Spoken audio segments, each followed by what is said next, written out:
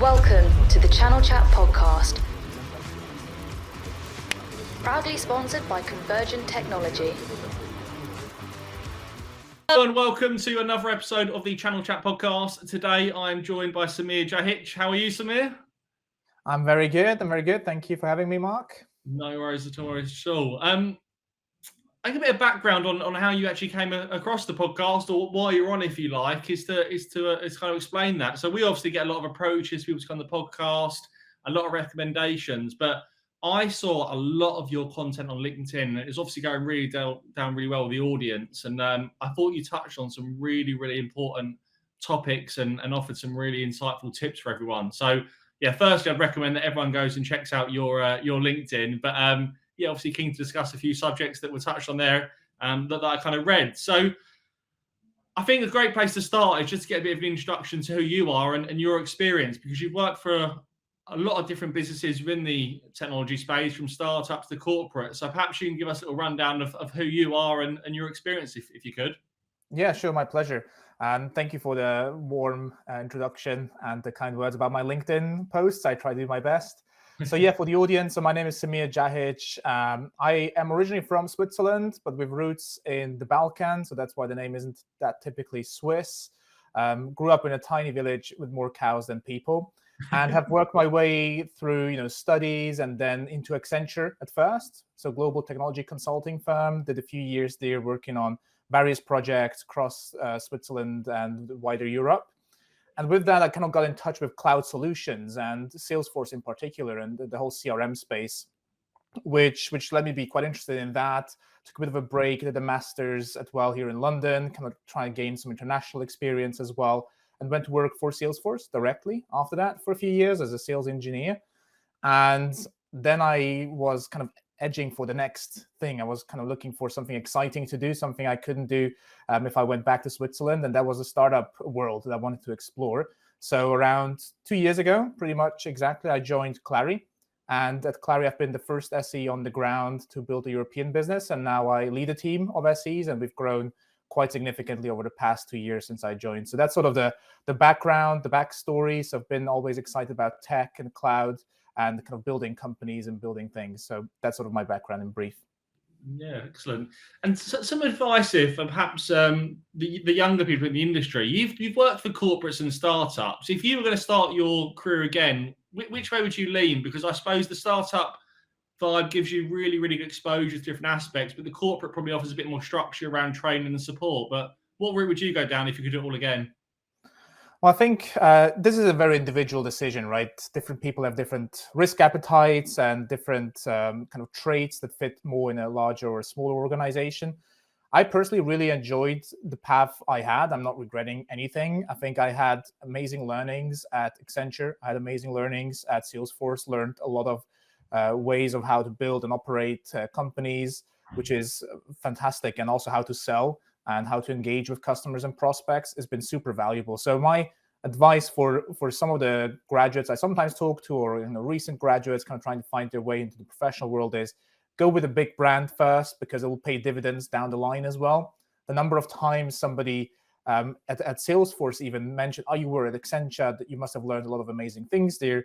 That just gives you some instant credibility as a young professional. And the same applies now in the startup world. When I mentioned I was at Salesforce for a few years selling Salesforce solutions into Europe, they also see that as an immediate kind of level of credibility that I can build with our prospects. So I did appreciate that in terms of the learning, but also in terms of what it signals towards the customers that we are selling to right now as a startup. So my advice would be go with a big brand, build some reputation, and then go explore the startup world. But again, it might apply to different people in different ways. Yeah, of course. I think that's great advice. And when you're looking at that initial big move, whether it's an Accenture or a Salesforce, is there anything in particular they should look out for? Is it the role itself, perhaps your hiring manager directly, or what would you kind of think are the kind of key pointers to kind of consider when weighing up your options?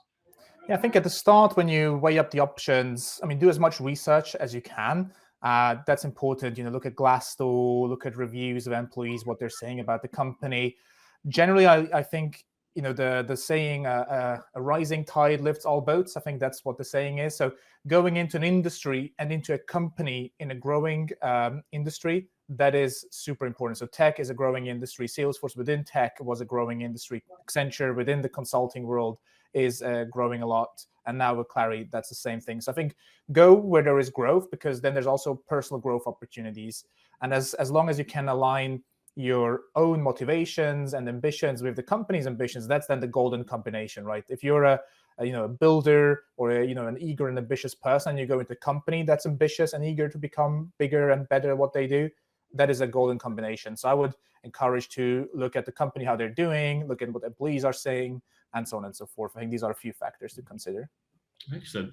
And with regards to your move into what I would deem as a startup environment, you're obviously in a real hyper-growth business now, but when kind of weighing up that move, a conversation we have a lot with candidates is the discussion around equity. So they pick up some form of shares for joining the business, and that can often drive their decision because they're thinking, oh, this company's going to go and be a unicorn, I can make this much money out of it.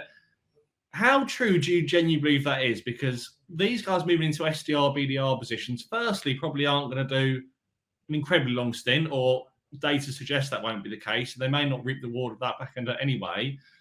But second to that, do you think the value of those stocks at a lower levels will really reap reward, or is it something you should kind of put to one side and look at the opportunity in the company more? Yeah, I think what you said at the end is quite important. I think don't simply go and join a company just because of an option that they've given you, or options they've given you, or shares that they're promising. Go at it with different motivations. Go at it for a personal career opportunity.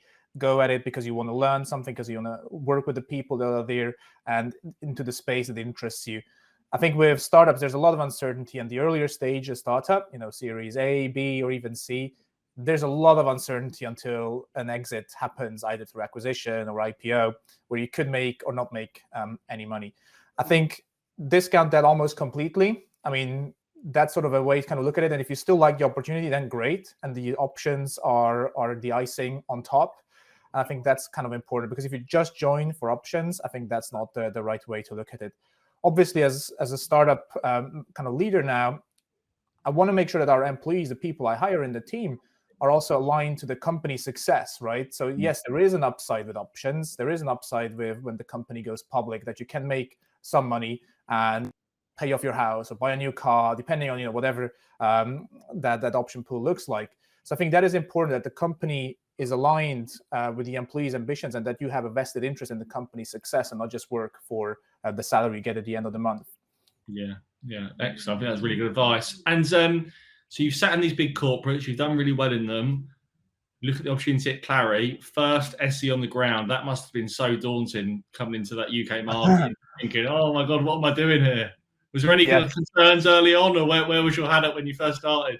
That's a good question. I think, yes. I mean, I just had my 2-year anniversary last week. So yeah, it's been a wild ride, I can tell you. That's for sure. It's not for the, for the faint-hearted, as people say. I think, you get yourself into this, and you have to be 100% motivated. I think it goes again to what we just said before. If you're not 100% motivated to do the job, to build a company, to drive things forward, and you're just there for the options or some salary that was promised, you're not going to last long, I think, because building a startup is pretty hard. You're being challenged quite a lot. You have to challenge yourself as well, how to do things better and more efficiently, or do more with less, or break grounds into a new market where nobody has sold before. And I think that's been quite challenging. I think it's also rewarding at the same time, right? Because if I just would like to do a 9 to 5 and develop something or deliver pitches, I wouldn't be at Clari. But if you have this inkling to build something and to really have an impact on the company and how it's growing, then something like this is amazing. But it's hard. Yeah, you work some longer hours. As a first SE on the ground, my manager was based in California, and that's still the case today, right? My manager is in California, so I'm awake a bit later at night to have my one-to-ones or to have some team meetings. Now with the team that I've built, luckily we'll do more things locally, so they will not have to stay up late too much anymore. And I think that's sort of the natural development. So you buy into that, and that's what you're going to be doing, and that's how the first few years might look like in the startup. But as you grow, you see the exciting thing you were helping to build, and it will also get a bit easier, I think, on the time zones and on the intensity to some degree. Yeah. Was that the biggest appeal for you? Was catching Clari so early in the UK, you knew you could be part of something bigger, or what really appealed to you when you initially started interviewing with them? Yeah, I think I looked at the space and I was looking at a few things, right? I was looking at, the rising space of kind of sales technologies and how there's a lot of investment going into that space, including at Clari. And then I was doing some deeper due diligence after I heard the CEO on a podcast before I even was considering to join a startup. I kind of followed him and I saw what he has done before. So the leadership team was a key thing for me in considering Clari because it's filled with serial entrepreneurs, a great board that's backing the company as well. So that was one thing. Then the other thing was the product. I mean, I was reading about the product. I was reading on the internet about what people are saying about the product, and they just love it. And I mean, if you're working in a go-to-market function, be it in sales or in customer success or in sales engineering, like I am, and you have customers who love the product, I mean, that's just amazing. That's just a pleasure to sell, right? And I think that was one thing that really appealed to me. And then the opportunity specifically for me and my career ambitions, I wanted to be the very first. I wanted to build it from the ground up in Europe with the team that we have here, with the sales leader, the customer success leader, with the SDR, and be there of the first bunch that kind of starts this thing in Europe. First customers in all these different countries. And now we're almost 30 people from 2 years ago when we were just 4 of us. So that's pretty wild. And I think looking back to that, I've learned more than I could have probably learned anywhere else. And that's something that gives me satisfaction, that makes me get up in the morning full of energy when I can come and work at Clari. Yeah, I bet.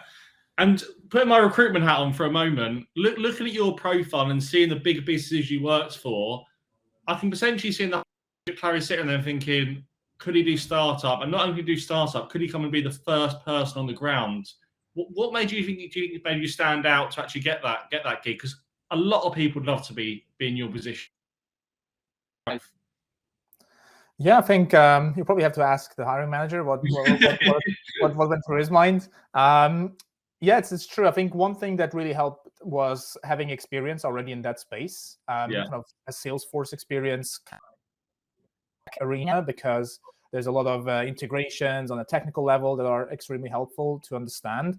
And I think that was one critical point. But then also, as I mentioned, I'm from Switzerland. So obviously I grew up with German as my first language, or kind of first and second language, because of also from Balkan, the Bosnian language. So I think multilingualism helped as well, because they knew, oh, this person can also help us sell into Germany. So that's already quite useful. And there were a few other factors, but there was no sugarcoating during the interview process. I was interviewing just like anybody else would. I did a panel presentation. I got rated, and I interviewed them as well to some extent, because I wanted to know if this is a good opportunity. And I think we, on both sides, found that this could be a great fit. And moving from Salesforce to a startup like Clari could be great for both of us. Yeah, that's excellent. And looking from the kind of recruitment perspective, you've obviously gone and grown a sizable team since. First opportunity you've had, or have you done it previously? And this was the first formal opportunity. I've kind of led people informally on teams before, but this was the first one where I was the actual hiring manager, had to find my candidates, do everything from interviewing them to negotiating the package at the end.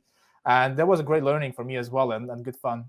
Was it everything you expected, or is there a few surprises at what you didn't think the recruitment market would be like, or what was your experience hiring? I think it was super interesting to see how it's evolved as well over just the last 2 years, kind of since I joined, because I think there was a lot of investment in startups in Europe, and I think we talked about it in our previous conversations. A lot of stuff happening in terms of growth in Europe. Lots of companies are hiring and finding the best talent to help in these critical roles. The first SE in a geography, or the first customer success manager, or the first whatever it is. Those people are quite rare as well, and even the second and third person, that's quite rare. So finding good candidates, I think, has been quite an intense undertaking for me. And I think at the bigger company, you kind of rely on a good candidate pipeline because of the brand recognition, whereas we are building our brands, and that's sort of where the whole LinkedIn stuff comes into play. Besides that, I can reflect on some of the stuff that's happening during the week. It's also a bit of a marketing tool for people to see what we're doing at Clari and to reach out if they think it could be of interest to them. Yeah, of course. And have you picked up any kind of something that you're using at the moment you're finding really effective when interviewing people, or is there anything you look out for in particular from those candidates once they're kind of meeting you? Yeah, I think There's one thing I find effective, but it's maybe counterintuitive as well, because it's always a bit like a dance, the recruiting. Like you want to make it appealing, but then you don't want to sound desperate as well, right? Yeah. Because you obviously want to negotiate at the end. But I found being just super transparent extremely effective, right? Because I don't want to sugarcoat anything, because the worst thing that you can do is you go through the whole process, you sell them on some crazy dream, and they join and they realize there is not so much documentation here. There is not a huge infrastructure. There is not this and that in place already. This is quite a tough job as well. And then leave.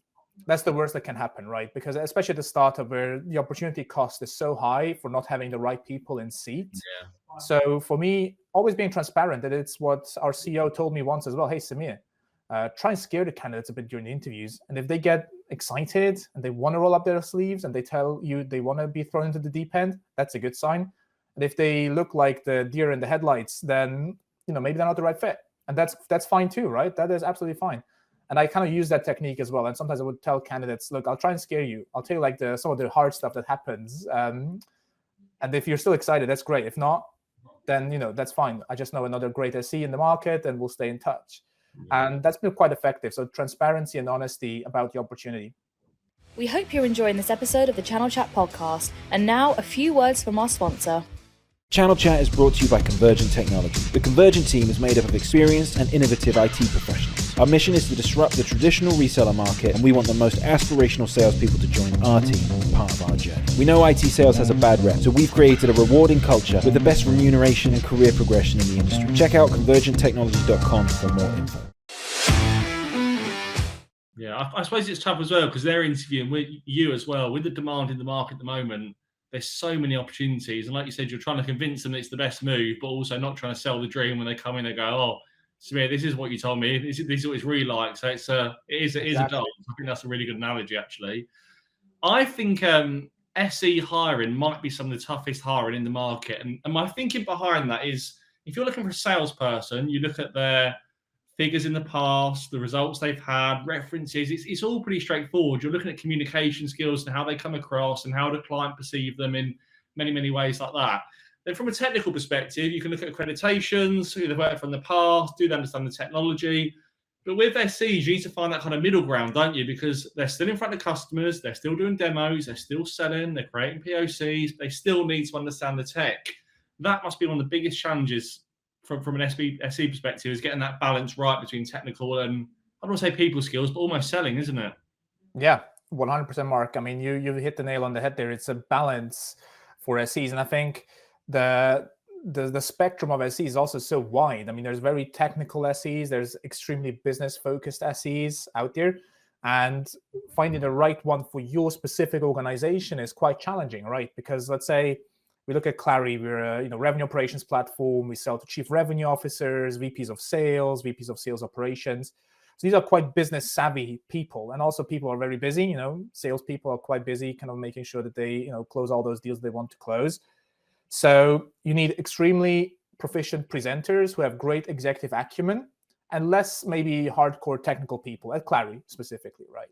Now you might work for a very technical company, a database company or a security company, where presentation skills, they do probably matter as well to a degree, but it's probably more important that you can effectively pitch to a chief information officer of how this will work with their data landscape or architecture and these sorts of things. So there's a spectrum of that, and then finding out who's a good candidate from their CV or LinkedIn profile based on those criteria and presentation skills specifically, that's very hard. So in the interview process, we try to make it a great experience to understand how they will present, to understand how they'll engage with stakeholders. So panel presentation is always part of the process here for us, because that is the key thing for a sales engineer, where everybody's looking at them, and the chief revenue officer of a prospect might be looking at them, and they have to convince them that Clari is the right solution for them to scale better, more, and faster than they're doing now. And I think that's a very hard skill, and I think that's what we're testing for in the presentations the most. And we think a lot of the stuff, and I personally think that too, a lot of the stuff can be taught. So I think I always look for potential as well in the SEs I'm hiring. Yeah, excellent. And another tough gig you've got is selling into the European market, and you've obviously got an advantage because you're aware of other countries and other regions within the EU. And I look at kind of a US sale, and I'm sure certain states like certain things more than others, or they might like a different approach, but you're still selling to the US, and the language is the same, the people will be there or thereabouts. But with Europe, the approach must be so tough, because how someone would buy or purchase or experience a buying process in the UK is so different to Germany, so different to Portugal, and so many different regions. Are you very aware of that going into conversations of, right, these guys are from this area, I need to approach it like this? Or do you try and take more of a blanket view and hope they like it? Yeah, I think you cannot just take a blanket approach anymore these days. I think buyers are so savvy, and they're expecting a lot because they get lots of vendors trying to sell into them from all sorts of angles. So you have to tailor your approach culturally, but also in terms of the value you're positioning and how you're positioning that. I have to say it's been somewhat harder doing that fully virtually, right? Because 1 hour you might be on a call with somebody in Israel, tough negotiation. An hour later you might be talking to somebody in Finland. It's a very different culture again, and then again with a Dutch person, 2 hours after that. But it's all in the same seat in my little office here, and it's harder, right? But back in the day, you might have flown to Germany or flown to France, and you kind of get a bit of a feel for the environment, and you kind of adjust mentally to it. So I think it's been a challenge to do that on the cuff all the time, like this on Zoom. But it's been critical to do it. We always look at who are we selling to, what is the way in terms of the buyer's journey as they kind of evaluate the solution. Is it any different from somebody else? And we try to tailor to these nuances in the culture. So that's where I can bring in aspects from, being from Switzerland, kind of about the DACH region. We have people in the team from all over Europe, so they kind of tell us, hey, look, this person is from this country. Typically in that country, this approach might work best. So we try to incorporate that as much as we can, which is also kind of going back to recruiting, recruiting a diverse team with diverse backgrounds and diverse ways, diverse backgrounds in terms of where they've been in countries, but also in what companies they worked really helps. And you definitely have to tailor your approach. You cannot go with a blanket approach in Europe. Yeah, of course. And give us some examples. So what different parts of the region in Europe, how do they operate? So let's take DACH, for example. What are they like, and how do they like to be sold to or engage with? Yeah, sure. So I think there's a few examples just in the past few weeks that came up. So let's say in the DACH region, so in Germany, for instance, I think it's important to be very clear on the facts that you have, very clear on the numbers you're presenting. There's less, let's say there's less room for fluff. If you might call that from, let's say marketing terms or so, that's all nice and good. But if you're presenting and say this saves 25% in cost, so, well, how do you come up with this 25%? What's the math behind it? How do you substantiate that? So I think knowing your facts and being really clear on the facts and not over-promising something, intangible. I think that's super important in the DACH region.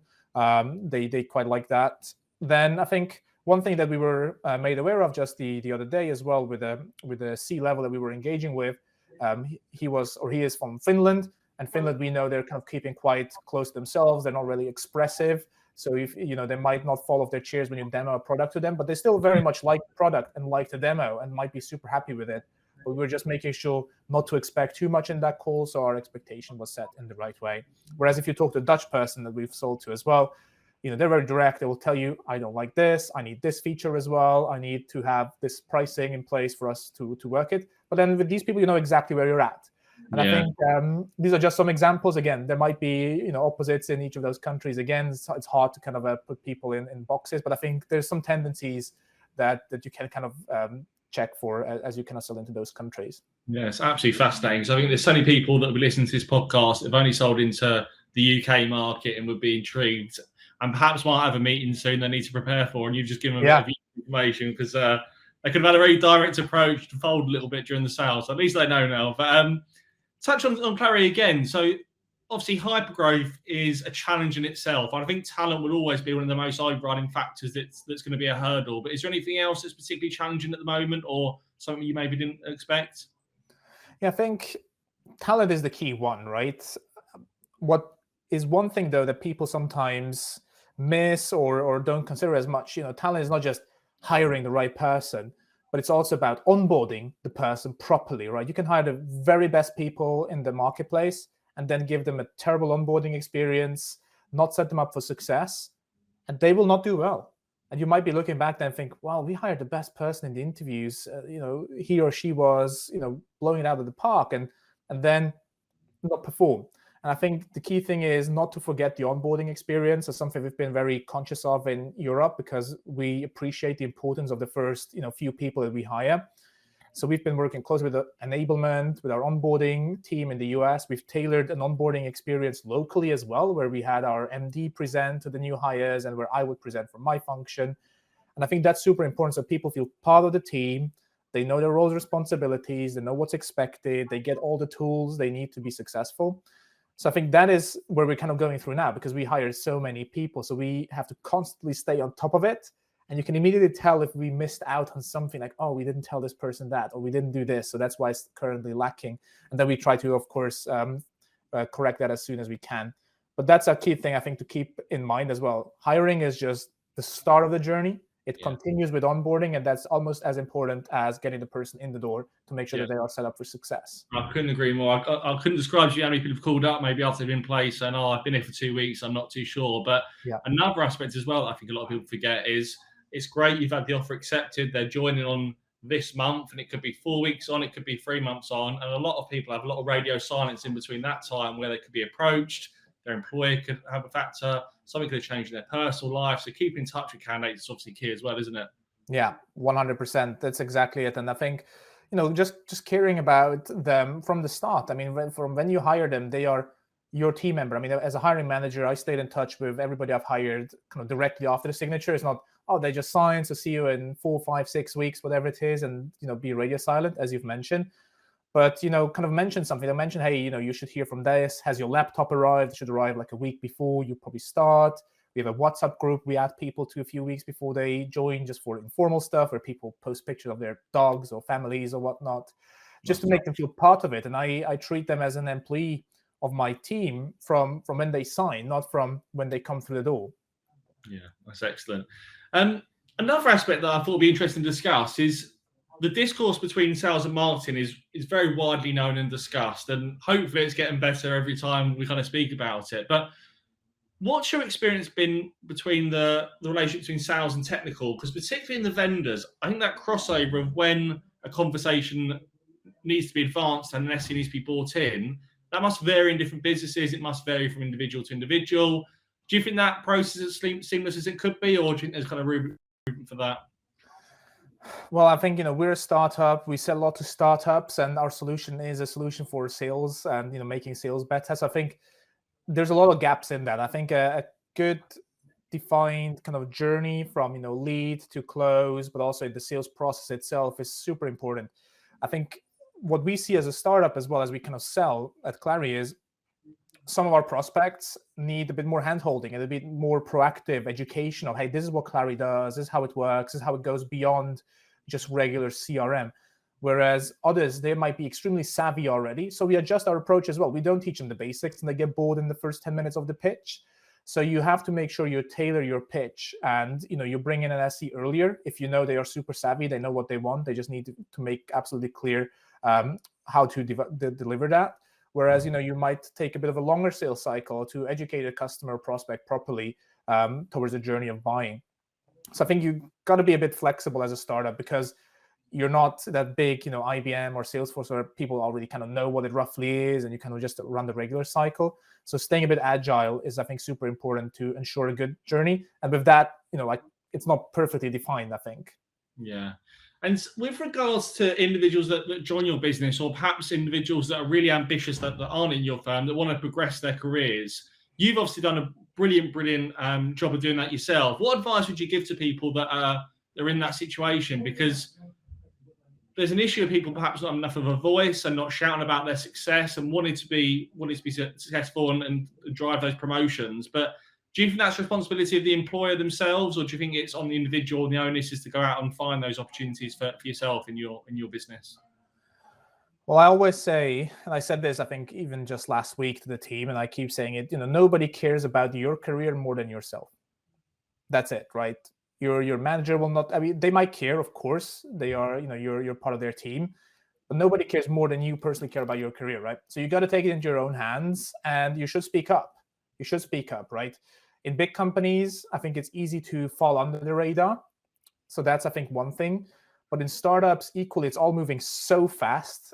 it's sometimes hard to stay on top of all these things, right? Because if you grow from, like we grew from just 200 people at Clari to I think almost 600 now in 2 years or 2.5 years. And in EMEA, I've told you about the growth. We're kind of 3-4 people 2 years ago, and now we're 30. With that growth, you can't stay on top of everything all the time. It's just not possible. So I think you care about your career the most, and for that you got to stay on top of it. You just got to keep your manager accountable, keep the company accountable, and that's important. I think if you do that, that's how you set yourself up for success. And it's very rarely that people don't want to help you to progress, but it's just so much is happening, right? So you got to stay on top of it yourself. I think that's sort of the key advice I will give people as well. Like, stay on top of it. Hold your manager or your career advisors or your mentors, your coaches, your leadership accountable to your progression. I think that's a key one. Yeah. Do you think the view's the same for kind of personal development as well? Because we hear a lot from candidates saying, my company's not doing this for me, they're not developing me here, they're not doing this. Do you think the onus on the individual to go and ask for those accreditations or that training, or go and read that book or listen to that podcast and go and make your skills sharper and more advanced for yourself, rather than relying on someone else to do that for you? Yeah, I think it's super important that good managers should do that, right? Because that's where I think what I mentioned earlier, if you can align your personal interests with the company's interests, that's the golden combination, right? If I want to build a startup and become a leader and I joined Clari, that was a perfect combination, right? Because Clari wanted exactly that in that role that they had. And that's perfect because I've got all the learning, and my manager was like, cool, what do you need to become an effective leader? What do you need to hire those people that you have open headcount for? What do you need to grow faster in EMEA? And my manager would ask me that. I would say, well, look, this is something that's not in place at the moment. This is something I need. This would be helpful and useful. And this could have been either coaching, mentoring, or learning. This could have been simply resourcing of some sorts or tools. And I think that's the best way. So if I'm my team, somebody says, look, I want to get better at storytelling, I will keep an eye out for that. I will see, like, can I proactively suggest something? Do I see an interesting webinar that I could share with them to join to get better at this? Because it will help them get better at their job, and their job is to help grow the company as well. And that's why they joined. And so we align those interests that the employee has and what the company wants. And I think that's a good combination. Yeah. And any advice around leadership? Is there anything you do to develop your skill sets? Yeah, I mean, it's I can't claim that I'm a good leader or anything like that just yet. I mean, trying to do my best and always keep learning. I think just reflect. I think that's helped me a lot because we have a lot of great leaders at Clari, and I'm learning every day from them. I also read books or read posts on LinkedIn, listen to podcasts, and try to draw lessons from that. So I think that's something, like, always have that learning mindset. Always be humble about your decisions, and also be transparent with the team about this, right? I mean, the team knows I'm not somebody with 20 years of leadership experience. I tell them, look, I've got to figure out how I'll run this team next year because we've grown. So bear with me, have some patience, and share feedback transparently if something is not working the way you expect it to. And I hope the team appreciates that. I hope they see that as well. And I think that's much more important than being guarded off and trying to be some leader up in the cloud and lead a team. I think that is not great. So I think being kind of just humble and transparent as much as you can is important. Yeah, excellent. Final question for you, Semir. You're at Clari. You're growing ridiculously quickly. I think it's at 2 to 600 in the last 2 years, which is incredible. Why should everyone keep an eye out for Clari, and what's next for the business? Oh, there's so much happening for the business. We just got our Series F funding last week, so another 225 million we raised from Blackstone and other investors, which has been huge, I think, for our growth. We're expanding into countries now, so we'll open up DACH very soon. So we're looking for people who can cover that market for us. We're growing as a team in the UK. So keep an eye out for the career opportunities at Clari, of course. Feel free to connect with me on LinkedIn. But also then more as broad advice, the startup ecosystem is exploding. We talked about it, Mark, just before. There's so many great opportunities for people who are eager, for people who are ambitious. So I encourage you, look at that, evaluate if it could be something for you, evaluate if it's something that could get you out of the comfort zone and get you to the next level professionally and personally. So that would be something I would encourage people to look at as well. If they're ambitious and feel like they are ready for the next level, a startup can definitely deliver that.